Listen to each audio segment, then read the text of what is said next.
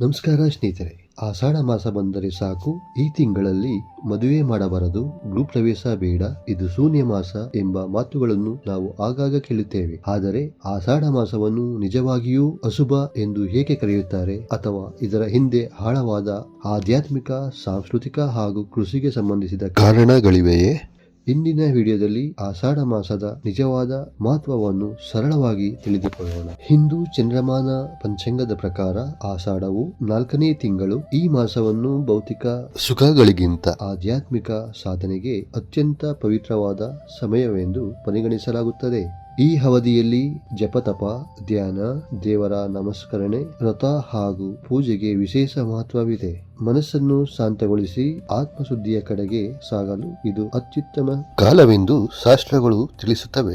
ಆಷಾಢ ಶುಕ್ರವಾರಗಳಲ್ಲಿ ಮಹಾಲಕ್ಷ್ಮಿ, ದುರ್ಗಾದೇವಿ ಮತ್ತು ಚಾಮುಂಡೇಶ್ವರಿ ದೇವಿಯ ಆರಾಧನೆಗೆ ವಿಶೇಷ ಮಹತ್ವವಿದೆ ಎಂದು ಭಕ್ತರು ನಂಬುತ್ತಾರೆ. ಈ ಮಾಸದಲ್ಲಿ ಬರುವ ದೇವಸಹಾಯನಿ ಏಕಾದಶಿ ಅತ್ಯಂತ ಪವಿತ್ರ ದಿನವಾಗಿದೆ. ಈ ದಿನದಿಂದ ಶ್ರೀ ಮಹಾವಿಷ್ಣು ಯೋಗ ನಿದ್ರೆಗೆ ಪ್ರವೇಶಿಸುತ್ತಾನೆ ಎಂಬ ನಂಬಿಕೆ ಇದ್ದು, ಇದೇ ದಿನದಿಂದ 4 ತಿಂಗಳ ಚತುರ್ಮಾಸ್ಯ ಆರಂಭವಾಗುತ್ತದೆ. ಆಷಾಢ ಹುಣ್ಣಿಮೆಯೆಂದು ಗುರು ಪೂರ್ಣಿಮೆ ಆಚರಿಸಲಾಗುತ್ತದೆ. ನಮ್ಮ ಜೀವನಕ್ಕೆ ಜ್ಞಾನ ಮತ್ತು ದಾರಿ ತೋರಿದ ಗುರುಗಳು, ಶಿಕ್ಷಕರು ಹಾಗೂ ಆಧ್ಯಾತ್ಮಿಕ ಮಾರ್ಗದರ್ಶಕರಿಗೆ ಕೃತಜ್ಞತೆ ಸಲ್ಲಿಸುವ ವಿಶೇಷ ದಿನ ಇದಾಗಿದೆ. ಕರ್ನಾಟಕದಲ್ಲಿ ಆಚರಿಸುವ ಭೀಮನ ಅಮಾವಾಸ್ಯೆ ಕೂಡ ಆಷಾಢ ಮಾಸದ ಪ್ರಮುಖ ಆಚರಣೆಗಳಲ್ಲಿ ಒಂದಾಗಿದೆ. ಈ ದಿನ ವಿವಾಹಿತ ಮಹಿಳೆಯರು ತಮ್ಮ ಕುಟುಂಬದ ಸುಖ, ಸಮೃದ್ಧಿ ಮತ್ತು ಪತಿಯ ಆರೋಗ್ಯಕ್ಕಾಗಿ ವಿಶೇಷ ವ್ರತವನ್ನು ಆಚರಿಸುತ್ತಾರೆ. ಆಷಾಢ ಮಾಸವು ರೈತರ ಪಾಲಿಗೂ ಅತ್ಯಂತ ಮಹತ್ವದ ಕಾಲವಾಗಿದೆ. ಈ ಸಮಯದಲ್ಲಿ ಮುಂಗಾರು ಮಳೆ ಆರಂಭವಾಗಿ ಭೂಮಿಗೆ ತೇವಾಂಶ ದೊರೆಯುತ್ತದೆ.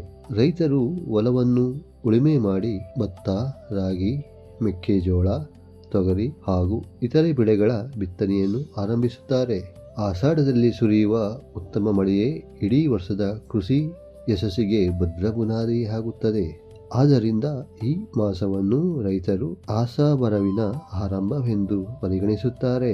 ಆಷಾಢವು ಸಾಮಾನ್ಯವಾಗಿ ಮಳೆಗಾಲದ ಆರಂಭವಾಗಿರುತ್ತದೆ. ಈ ಸಮಯದಲ್ಲಿ ವಾತಾವರಣದ ಬದಲಾವಣೆಯಿಂದ ಆರೋಗ್ಯ ಮತ್ತು ಜೀರ್ಣಕ್ರಿಯೆಯ ಮೇಲೆ ಪರಿಣಾಮ ಉಂಟಾಗುವ ಸಾಧ್ಯತೆ ಹೆಚ್ಚಿರುತ್ತದೆ. ಆದ್ದರಿಂದ ನಮ್ಮ ಋಷಿಮುನಿಗಳು ಸಾತ್ವಿಕ ಆಹಾರ, ಉಪವಾಸ, ನಿಯಮಿತ ಜೀವನ ಶೈಲಿ ಹಾಗೂ ಆಧ್ಯಾತ್ಮಿಕ ಸಾಧನೆಗೆ ಹೆಚ್ಚಿನ ಮಹತ್ವ ನೀಡಿದರು. ಜೊತೆಗೆ ರೈತರು ಕೃಷಿ ಕಾರ್ಯಗಳಲ್ಲಿ ನಿರಂತರರಾಗಿದ್ದ ಕಾರಣ ದೊಡ್ಡ ಸಮಾರಂಭಗಳನ್ನು ಈ ಅವಧಿಯಲ್ಲಿ ತಪ್ಪಿಸುವ ಸಂಪ್ರದಾಯವು ಬೆಳೆಯಿತು. ಹೀಗಾಗಿ ಶೂನ್ಯ ಮಾಸ ಎಂದರೆ ಅಶುಭ ಮಾಸ ಎಂದಲ್ಲ. ಲೌಕಿಕ ಶುಭ ಕಾರ್ಯಗಳಿಂದ ಸ್ವಲ್ಪ ವಿರಮಿಸಿ ಆಧ್ಯಾತ್ಮಿಕ ಸಾಧನೆ, ಪ್ರಕೃತಿಯ ಆರೈಕೆ ಮತ್ತು ಕೃಷಿ ಕಾರ್ಯಗಳಿಗೆ ಮೀಸಲಾದ ಪವಿತ್ರ ಕಾಲ ಎಂಬುದೇ ಅದರ ನಿಜವಾದ ಅರ್ಥ. ಒಟ್ಟಾರೆಯಾಗಿ ಹೇಳುವುದಾದರೆ ಆಷಾಢ ಮಾಸವು ಭಕ್ತಿ, ಪ್ರಕೃತಿ ಮತ್ತು ಕೃಷಿ ಈ ಮೂರನ್ನು ಒಂದೇ ಸೂತ್ರದಲ್ಲಿ ಬೆಸೆಯುವ ಅಪರೂಪದ ಕಾಲವಾಗಿದೆ. ಈ ಮಾಹಿತಿ ನಿಮಗೆ ಇಷ್ಟವಾದಲ್ಲಿ ಲೈಕ್ ಮಾಡಿ, ನಿಮ್ಮ ಸ್ನೇಹಿತರಿಗೆ ಮತ್ತು ಕುಟುಂಬದವರಿಗೆ ಶೇರ್ ಮಾಡಿ.